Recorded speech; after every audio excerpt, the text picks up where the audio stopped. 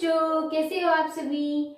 आज बच्चों हम केमिस्ट्री के अंदर यूनिट जो 10 है उसका टॉपिक लेकर आए हैं एल्कलाइन अर्थ मेटल, जिसमें हमने कुछ पॉइंट्स डिस्कस कर लिए थे फिजिकल प्रॉपर्टीज के। आज हम डिस्कस करने वाले हैं केमिकल प्रॉपर्टीज। ओके, तो केमिकल प्रॉपर्टीज या केमिकल जो रिएक्टिविटी होती है उनमें सबसे पहले हम रिएक्टिविटी देखते हैं। जितने भी आपके पास एल्कलाइंस अर्थ मेटल है उनकी, देन उसके बाद हम उनमें रिड्यूसिंग कैरेक्टरिस्टिक देखेंगे और उसके बाद हम रिएक्टिविटी देखते हैं ऑक्सीजन के साथ में, या फिर हम बोल सकते हैं एयर के साथ में। ठीक है, वाटर के साथ में भी देखते हैं, हाइड्रोजन के साथ में भी देखते हैं, और हेलोजेंस जो होते हैं उनके साथ कैसे रिएक्टिविटी करता है, और भी बहुत सारे टॉपिक्स हैं। तो आज हम केमिकल प्रॉपर्टी डिस्कस करने वाले हैं एल्कलाइन अर्थ मेटल की। ओके, तो केमिकल जो प्रॉपर्टीज हैं उनमें सबसे पहले हम डिस्कस करते हैं क्या, रिएक्टिविटी। और जो रिएक्टिविटी होती है वो हम किसके बेस पे बताते हैं, वो हम बताते हैं आयोनाइजेशन एंथैल्पी के बेस पे। जिनकी आयोनाइजेशन एंथैल्पी लो होती है वो ज्यादा रिएक्टिव होगा। क्यों? क्योंकि आपको पता है ये क्या है, मेटल्स हैं, और मेटल जितनी जल्दी इलेक्ट्रॉन लूज करेगा वो रिएक्टिविटी ज्यादा शो करेगा। ठीक है, तो रिएक्टिविटी किस पर डिपेंड करेगी, आयोनाइजेशन एंथैल्पी पे। तो देखो, अगर हम इनकी रिएक्टिविटी डिस्कस करते हैं किसके कंपेयर में, एल्कलीज मेटल के कंपेयर में, तो देखो बच्चों यहाँ पर जो आयोनाइजेशन एंथैल्पी होती है वो फर्स्ट ग्रुप की क्या होती है, कम, और सेकेंड ग्रुप की क्या होती है, ज्यादा। तो हम ये कह सकते हैं alkalis metals are more reactive than the alkaline earth metal due to the lower ionization enthalpy. Lower किसकी होगी, एल्कलीज मेटल की। ठीक है, क्योंकि उनमें साइज थोड़ा बड़ा होता है तो आयोनाइजेशन एंथैल्पी लो होगी। ये चीज समझ आई। अब हमें यहाँ पर एल्कलाइन अर्थ मेटल्स के बारे में पढ़ना है कि डाउन द ग्रुप जाते हैं तो रिएक्टिविटी इंक्रीज होती है या डिक्रीज होती है, तो वो किसके बेस पे बताओगे आप, आयोनाइजेशन एंथैल्पी के बेस पे। तो जिसकी लो आयोनाइजेशन एंथैल्पी होगी वो क्या होगा, मोर रिएक्टिव होगा। ये ध्यान रखना है। ठीक है, एंड सेकंड क्या, लो ही क्या होनी चाहिए, इलेक्ट्रोड पोटेंशियल। इलेक्ट्रोड पोटेंशियल आपको बताया हुआ है क्या होता है। ठीक है, इलेक्ट्रोड जो पोटेंशियल है, लो का मतलब किसमें है, नेगेटिव में है। जितने ज्यादा लो इलेक्ट्रोड पोटेंशियल या होगा, या फिर हम ये कहें मोर नेगेटिव वैल्यू है, वो उसकी रिएक्टिविटी भी क्या होगी, ज्यादा होगी। ठीक है, तो इतना सा पॉइंट समझ में आ गया। तो अब आई थिंक आप बता सकते हो कि हमें कहां से कहां जाना है। हम एल्कलाइन अर्थ मेटल्स की बात कर रहे हैं तो हमेशा किसकी बात करेंगे, डाउन द ग्रुप। ठीक है, डाउन द ग्रुप जाना है, हमें टॉप से बॉटम जाना है। ठीक है, तो हम ये कहेंगे बेरिलियम से जब हम बेरियम तक जाते हैं डाउन द ग्रुप, तो डाउन द ग्रुप आपको पता है साइज क्या होता है, increase. That means ionisation enthalpy क्या होगी, लो, और आयोनाइजेशन एंथैल्पी लो जिसकी होगी उसकी रिएक्टिविटी ज्यादा होगी, या इलेक्ट्रोड पोटेंशियल जिसका नेगेटिव होगा उसकी रिएक्टिविटी ज्यादा होगी। ठीक है, तो हम ये कह सकते हैं बेरियम जो होता है, barium is more reactive than beryllium. समझ आ रहा है, down the group reactivity increase. ठीक है, तो बेरियम ज्यादा रिएक्टिव होगा देन बेरिलियम।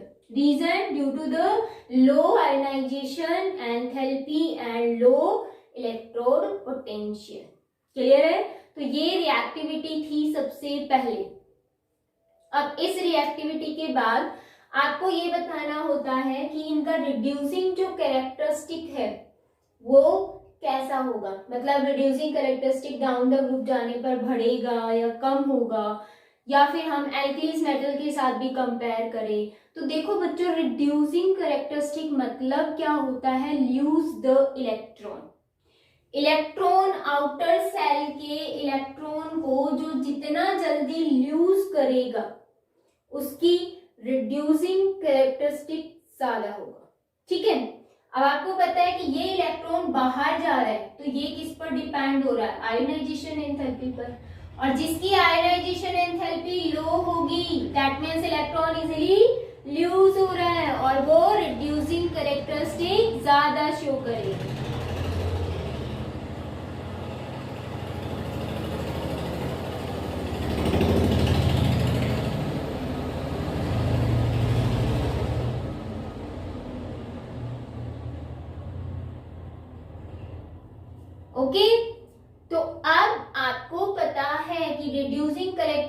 हम कैसे एक्सप्लेन करने वाले हैं। अभी अभी मैंने बता दिया आपको किस पर डिपेंड कर रहा है, आयोनाइजेशन एंथैल्पी पर। तो अब आपको अगर एल्किलीन मेटल और एल्कलाइन अर्थ मेटल में से ये बताना है कि रिड्यूसिंग कैरेक्टरिस्टिक किसका ज्यादा होगा। ठीक है, next point is the reducing character. तो रिड्यूसिंग कैरेक्टर आपको बताना है एक तो ग्रुप फर्स्ट का और एक ग्रुप सेकंड का। देखो बच्चों, हम लेफ्ट से राइट जाते हैं, साइज क्या होता है, decrease, that means ionization enthalpy increase. तो इनकी आयनाइजेशन एंथैल्पी क्या होती है, लो, और इनकी आयनाइजेशन एंथैल्पी क्या होती है, हाई। ठीक है, सबसे फर्स्ट पॉइंट ये समझना है हमें। तो हमें इन दोनों को कंपेयर करना है। तो आयनाइजेशन एंथैल्पी लो किसकी है, ग्रुप फर्स्ट की, that means more reducing characteristic या रिड्यूसिंग जो एजेंट्स होंगे वो कौन होंगे, ग्रुप फर्स्ट के एलिमेंट या metals as compare to the group second metals. ठीक है, फर्स्ट पॉइंट क्लियर। ओके, अब हम डिस्कस करते हैं क्या कि जो ग्रुप सेकंड के अंदर बेरिलियम से लेके जब हम बेरियम तक जाते हैं, ठीक है, तो इनमें आपको पता है डाउन द ग्रुप आयोनाइजेशन जो एंथैल्पी है वो क्या होती है, डिक्रीज होती है। और आयोनाइजेशन एंथैल्पी किधर ज्यादा है, बेरियम के साइड या बेरिलियम के साइड, दिस वन, यहाँ ज्यादा है यहाँ कम है। और आयोनाइजेशन एंथैल्पी जहां कम, electron easily lose, that means वो रिड्यूसिंग एजेंट ज्यादा कैरेक्टरिस्टिक शो करेगा। ठीक है, तो इसका मतलब अगर हम बेरिलियम और बेरियम की बात करें तो मोर रिड्यूसिंग एजेंट कौन है, बेरियम है as compare to beryllium. Clear है ये। डाउन द ग्रुप जाएंगे, आयनाइजेशन एंथैल्पी लो होगी, that means ionization enthalpy decrease हो रही है। तो जो आपके पास रिड्यूसिंग कैरेक्टर है वो क्या होगा, इंक्रीज होगा। और इतना कुछ याद ना रहे तो एक छोटा सा पॉइंट ध्यान रख लेना, क्या कि जो रिड्यूसिंग कैरेक्टर है वो आयोनाइजेशन एंथैल्पी के इनवर्सली प्रोपोर्शनल होता है। ठीक है, ये ध्यान रख लेना। जहां आयोनाइजेशन एंथैल्पी कम होगी वहां रिड्यूसिंग कैरेक्टर ज्यादा होगा। क्लियर, जहां आयोनाइजेशन एंथैल्पी ज्यादा होगी वहां रिड्यूसिंग कैरेक्टर कम होगा, यानी कि वो लेस रिड्यूसिंग एजेंट होगा जहां आयोनाइजेशन एंथैल्पी ज्यादा है। तो मोर रिड्यूसिंग एजेंट कौन है, barium as compare to beryllium. ठीक है, ये ध्यान रखना है। तो ये हमारा रिड्यूसिंग जो कैरेक्टर वाला पॉइंट है वो भी क्या हो गया है, कंप्लीट। अब देखो बच्चों, नेक्स्ट पॉइंट क्या आने वाला है। नेक्स्ट पॉइंट आता है रिएक्टिविटी टूवर्ड्स एयर। ठीक है, एयर में आपको पता है ऑक्सीजन की, नाइट्रोजन की, डिफरेंट गैसेस प्रेजेंट होती है। तो सबसे पहले हम ये देख लेते हैं कि जो रिएक्टिविटी है इन एल्कलाइंस अर्थ मेटल की वो एयर के साथ कैसे होती है, कैसे नहीं होती। तो देखो बच्चों, आपके पास जो बेरिलियम होता है और जो मैग्नीशियम होता है, इन दोनों की ही जो आयोनाइजेशन एंथैल्पी होती है वो क्या होती है, हाई होती है। और आयोनाइजेशन एंथैल्पी हाई होने की वजह से ये डायरेक्टली अगर हम बात करें एयर या फिर ऑक्सीजन के साथ रिएक्ट नहीं करते, क्योंकि जब भी इनकी रिएक्शन होगी ऑक्सीजन या एयर के जब भी कांटेक्ट में आते हैं तो ये क्या करते हैं, एक प्रोटेक्टिव लेयर की फॉर्मेशन कर लेते हैं। ठीक है, formation of a protective layer. और वो प्रोटेक्टिव जो लेयर होती है वो एयर से कांटेक्ट में नहीं आने देती है बेरिलियम को भी और मैग्नीशियम को भी। और जब कांटेक्ट में नहीं आती है तो दैट मींस रिएक्शन नहीं होगी। ठीक है, सेम एज इट इज जैसे विंटर वैकेशन, सर्दी का टाइम अब चल रहा है, थोड़ी सर्दियां स्टार्ट हो गई है, तो हम क्या करते हैं, अपने आप को सर्दी से बचाने के लिए हम क्या करेंगे, ट्रैक सूट डालते हैं या जैकेट्स वगैरह डालते हैं, तो एयर हमारी बॉडी के टच में नहीं आ पाती है। ठीक है, तो आपको ठंड नहीं लगती है। सेम एज इट इज जो बेरिलियम और मैग्नीशियम है ये एक प्रोटेक्टिव लेयर बना लेते हैं और एयर के कांटेक्ट में बेरिलियम और मैग्नीशियम के जो पार्टिकल्स होते हैं उनको नहीं आने देते हैं। तो इसका मतलब रिएक्शन नहीं होगी। बाकी जो अदर एल्किलाइंस अर्थ मेटल होंगे वो इजीली रिएक्ट कर जाते हैं। जैसे कि मैं बात करूं कैल्शियम की, स्ट्रोंशियम की, बेरियम की, ये क्या कर जाते हैं, इजीली रिएक्ट करके किसकी फॉर्मेशन कर लेते हैं, फॉर्मेशन ऑफ द ऑक्साइड। ठीक है, ऑक्सीजन के साथ रिएक्ट करेंगे तो ऑक्साइड्स की फॉर्मेशन करेंगे, नाइट्रोजन के साथ रिएक्शन करेंगे तो क्या बनाएंगे, नाइट्राइड्स की फॉर्मेशन करेंगे। ठीक है, आपने एल्कलीज मेटल में ये पढ़ा था कि लिथियम जो होता है वो ही सिर्फ नाइट्रोजन के साथ रिएक्ट करके नाइट्राइट बनाता है, बट एल्केलाइंस जो अर्थ मेटल होते हैं वो नाइट्रोजन के साथ सभी रिएक्ट करके क्या बना लेते हैं, नाइट्राइट्स की फॉर्मेशन कर लेते हैं।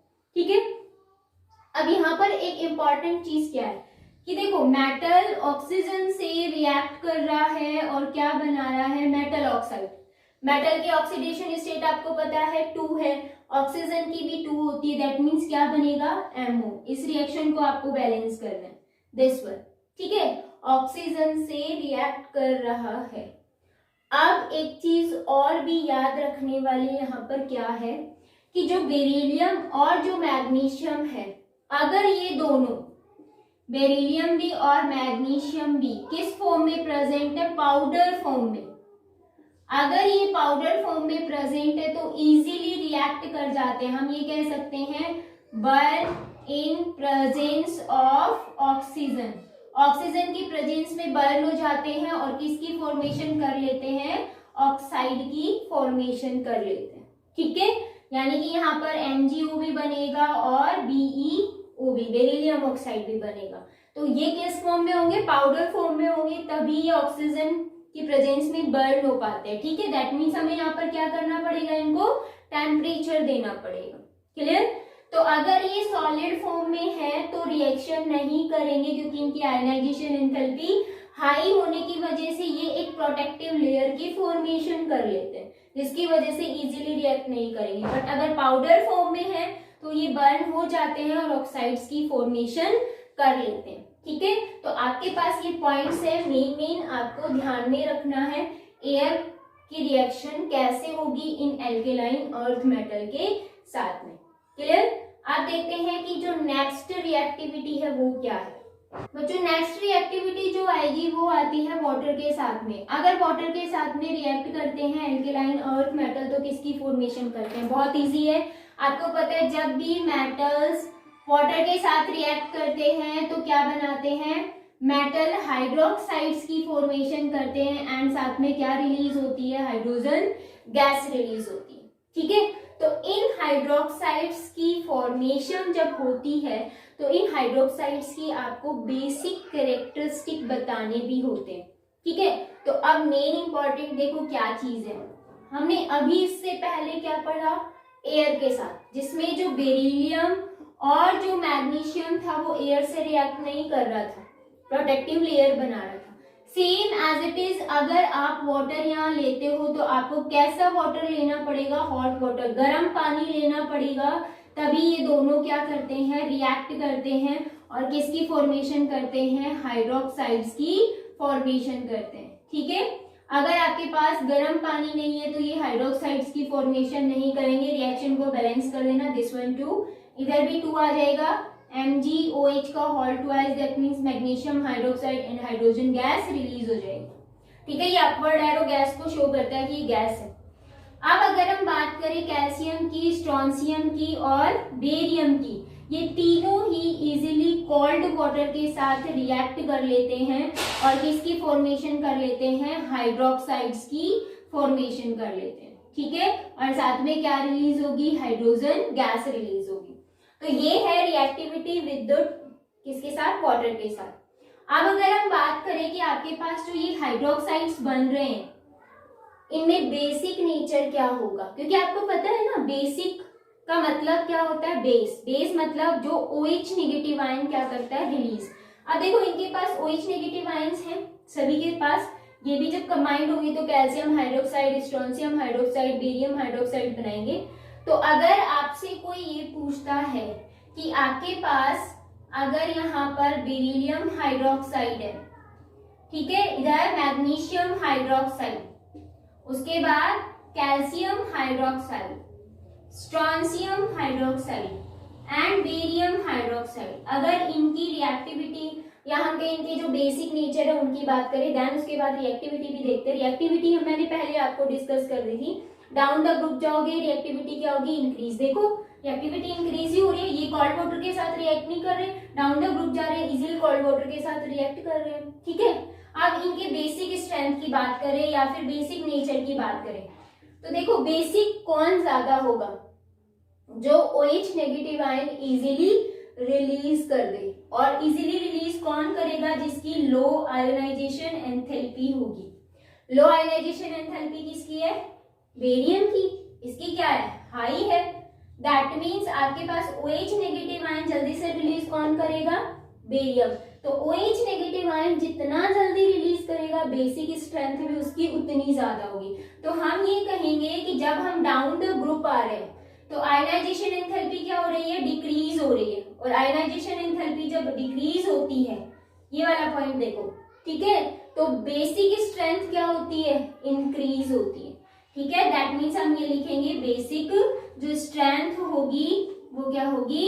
इंक्रीज होगी। या बेसिक जो नेचर होगा, कैरेक्टरिस्टिक, स्ट्रेंथ नहीं बोल सकते यहाँ पर, कैरेक्टरिस्टिक बोल दो। ठीक है, तो बेसिक जो नेचर है वो क्या होगा? इंक्रीज होगा। क्लियर? तो ये था reactivity with the water. Next जो रिएक्टिविटी आती है वो आती है रिएक्टिविटी विद द, या हम कहे रिएक्शन हाइड्रोजन के साथ करते हैं, तो ये किसकी फॉर्मेशन करेंगे? एंड हम उनकी भी थर्मल स्टेबिलिटी डिस्कस करने वाले हैं। ओके, नेक्स्ट देखो। नेक्स्ट आता है रिएक्टिविटी टूवर्ड्स हाइड्रोजन। हाइड्रोजन के साथ रिएक्टिविटी बतानी है। हाइड्रोजन के साथ रिएक्ट करके क्या बनाते? देखो, ये मेटल जब हाइड्रोजन के साथ रिएक्ट करेंगे तो क्या बनाएंगे? Metal hydride. ठीक है, MH2 आएगा। ये जो मेटल हाइड्राइड्स बने हैं इनकी थर्मल स्टेबिलिटी हम डिस्कस करेंगे। सबसे पहले हम ये देख लेते हैं कि जो ये एल्केलाइन अर्थ मेटल्स होते हैं, क्या ये इजीली हाइड्रोजन के साथ रिएक्ट करके हाइड्राइड्स की फॉर्मेशन कर लेते हैं? तो देखो बच्चों, यहाँ पर जितने भी आपके पास क्या होते हैं एल्केलाइन अर्थ मेटल, जितने भी, उनमें सिर्फ बेरिलियम को छोड़ के बाकी जितने होंगे वो डायरेक्ट हाइड्रोजन के साथ रिएक्ट करके क्या बनाएंगे? Metal hydride.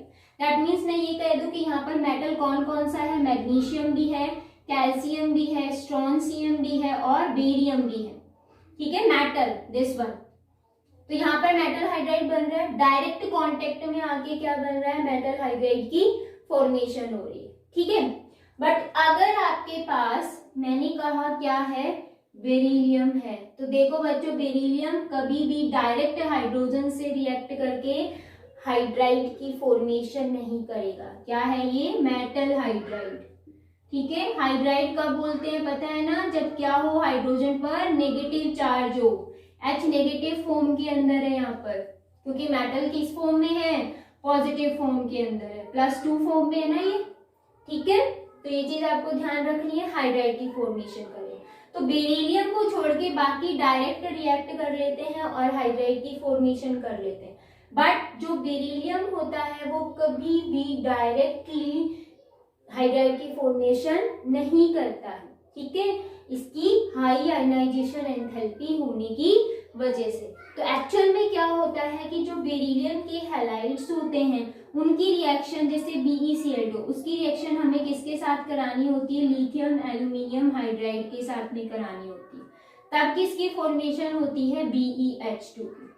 ठीक है, और साथ में क्या बन जाता है? LiCl भी बन जाता है, AlCl3 भी रिलीज हो जाता है। फिर हम रिएक्शन को बैलेंस करते हैं। तो एक्चुअल में कहने का मतलब ये है कि जो बेरिलियम होता है वो कभी भी डायरेक्ट हाइड्रोजन से रिएक्ट करके मेटल हाइड्राइड नहीं बनाता है, बेरिलियम हाइड्राइड नहीं बनाता। इसके जो क्लोराइड्स होंगे वो लिथियम एल्यूमिनियम हाइड्राइड के साथ रिएक्ट करेंगे और किसकी फॉर्मेशन करेंगे? बेरिलियम हाइड्राइड की। ठीक है, तो अगर आपसे ये पूछते हैं कि जो बेरिलियम हाइड्राइड है और जो मैग्नीशियम हाइड्राइड है इनका नेचर कैसा है, और बाकी जो अदर हाइड्राइड्स है उनका नेचर कैसा है? नेचर मतलब कोवैलेंट कंपाउंड्स हैं या फिर आयोनिक कंपाउंड है, ये डिस्कस करना है। तो देखो बच्चों, यहाँ पर जो बेरिलियम हाइड्राइड है BeH2 और MgH2, इनकी आयनाइजेशन एंथैल्पी क्या है? हाई है। तो ये इजीली इलेक्ट्रॉन तो ट्रांसफर करेंगे नहीं, क्या करेंगे? शेयरिंग करेंगे। दैट मीन्स ये दोनों क्या होते हैं? कोवैलेंट कंपाउंड्स होते हैं। ठीक है, अगर हम बात करें किसकी? Calcium hydride, strontium hydride and barium hydride, तो ये तीनों के तीनों क्या होते हैं? आयनिक कंपाउंड्स होते हैं। ठीक है, ये चीज आपको ध्यान रखनी है। नेक्स्ट देखो अब यहाँ पर ये जो बेरिलियम हाइड्राइड और मैग्नीशियम हाइड्राइड है और बाकी जो अदर्स हैं, इनकी स्ट्रक्चर भी डिफरेंट डिफरेंट होती है। अगर हम सॉलिड स्टेट की बात करें तो ये मोनोमेरिक फॉर्म के अंदर ही, जैसे आपको फॉर्मूला दिख रहा है एज इट इज, ठीक है। अगर हम वेपर्स स्टेट या फिर गैसियस स्टेट की बात करें तो उनके अंदर ये क्या होते हैं, पॉलीमेरिक फॉर्म के अंदर होते हैं, ठीक है। पॉलीमेरिक कौन कौन होता है, ये सारे नहीं, जिसका साइज सबसे छोटा है दैट मीन्स BeH2 और MgH2, ठीक है। ये क्या होते हैं, पॉलीमेरिक फॉर्म में। और ये पॉलीमेरिक फॉर्म कैसी होती है, आपके पास बेरिलियम होगा, आपको पता है कि 2 हाइड्रोजन है, 2 बॉन्ड बने हुए hydrogen hydrogen, same as it is Be है, यहाँ पे भी 2 हाइड्रोजन, यहाँ भी 2 हाइड्रोजन, ठीक है। इसको मैं ऊपर एक्सप्लेन कर देती हूँ, स्ट्रक्चर को, इंपॉर्टेंट है, आती भी है एग्जाम में। तो बेरिलियम जो हाइड्राइड है आपके पास, वो अगर सॉलिड फॉर्म के अंदर है तो आप क्या कहोगे, किस फॉर्म में रहेगा, मोनोमेरिक फॉर्म में। बट अगर वेपर स्टेट के अंदर बात करें हम, गैसेस स्टेट के अंदर, तो ये क्या होता है, पॉलीमेरिक फॉर्म में। तो हमें स्ट्रक्चर देखनी है BeH2 की, ठीक है, स्ट्रक्चर ऑफ BeH2। इसमें आपके पास जो बेरिलियम है, इसके पास देखो 2 ही बॉन्ड है, क्यों, क्योंकि बेरिलियम के पास वैलेंस इलेक्ट्रॉन कितने होते हैं, 2, हाइड्रोजन के पास 1 होता है, इलेक्ट्रॉन की शेयरिंग होगी। अब देखो बेरिलियम के पास 2 है, 1 and 2, यहाँ पर देखो हाइड्रोजन के पास भी 1 1 था, शेयरिंग हो गई। अब टोटल बेरिलियम के पास अगर आउटर सेल में इलेक्ट्रॉन देखेंगे बॉन्डिंग, आफ्टर द बॉन्डिंग, तो टोटल इलेक्ट्रॉन कितने हो गए, 4। क्या अभी ऑक्टेट कंप्लीट है, नहीं, ये क्या होता है, इलेक्ट्रॉन डेफिशिएंट होता है। और इलेक्ट्रॉन डेफिशिएंट होने की वजह से ये किस फॉर्म में एग्जिस्ट करेगा, पॉलीमेरिक फॉर्म के अंदर, ठीक है। तो बेरिलियम के पास यहाँ पर देखो सेम ये की स्ट्रक्चर बनानी है आपको इस टाइप से, 2 ही बॉन्ड है। अब देखो हाइड्रोजन के पास अपना उसका डुप्लेट कंप्लीट, क्योंकि 2 इलेक्ट्रॉन इसके पास आ चुके हैं। ये क्या करेगा, ये दोनों इलेक्ट्रॉन बेरिलियम को दे देगा नेक्स्ट। ऐसे यहाँ पर कोई भी हाइड्रोजन है सपोज, वो इलेक्ट्रॉन दे देगा और क्या बनाएगा, ये एरो क्या शो करता है, कोऑर्डिनेट बॉन्ड को। ये दोनों इलेक्ट्रॉन किसको ट्रांसफर करेगा, बेरिलियम को। सेम एज इट इज ये वाला भी बेरिलियम को, ठीक है। तो यहाँ पर इसके पास इलेक्ट्रॉन डेफिशिएंट होने की वजह से किसकी फॉर्मेशन होती है, यहाँ पर पॉलीमेरिक स्ट्रक्चर बनती है, ठीक है। यहाँ पर ऐसे ही ये बॉन्ड बनता रहेगा। तो ये होती है एक polymeric structure of the BeH2, ठीक है। ये इलेक्ट्रॉन डेफिशिएंट होने की वजह से किस फॉर्म में होगा, यहाँ पर बेरिलियम पॉलीमेरिक फॉर्म के अंदर होगा, बेरिलियम जो हाइड्राइड है। आप कहोगे कि बाकी भी तो हैं सारे, लेकिन बाकी का साइज क्या होता जा रहा है, लार्ज, इनका साइज क्या होता है, स्मॉल, ठीक है। तो स्मॉल साइज है बेरिलियम का, इसीलिए पॉलीमेरिक में इजीली एग्जिस्ट करेगा, क्लियर। अब अगर आपसे ये पूछते हैं कि जो थर्मल स्टेबिलिटी है वो किसकी ज्यादा होगी, BeH2 से लेकर और BaH2 तक, तो देखो बच्चों हाइड्रोजन का साइज क्या होता है, स्मॉल, और यहाँ पर इस मेटल का साइज भी क्या है, स्मॉल। बेरिलियम का साइज क्या है, लार्ज। तो इसके लिए आपको ये ध्यान रखना है, साइज अगर 2 एटम्स जो बॉन्ड बना रहे हैं उनका साइज स्मॉल होता है तो बॉन्डिंग कैसी होती है, स्ट्रॉन्ग, इजीली ब्रेक नहीं होता। इसका मतलब हम डाउन द ग्रुप जाएंगे तो जो थर्मल स्टेबिलिटी है वो क्या होगी, decrease, thermal stability decrease down the group, clear है। तो ये कुछ पॉइंट्स है केमिकल प्रॉपर्टी के जो कंप्लीट हो गए हैं। नेक्स्ट वीडियो के अंदर हम कुछ और पॉइंट्स डिस्कस करेंगे इसी से रिलेटेड, ठीक है।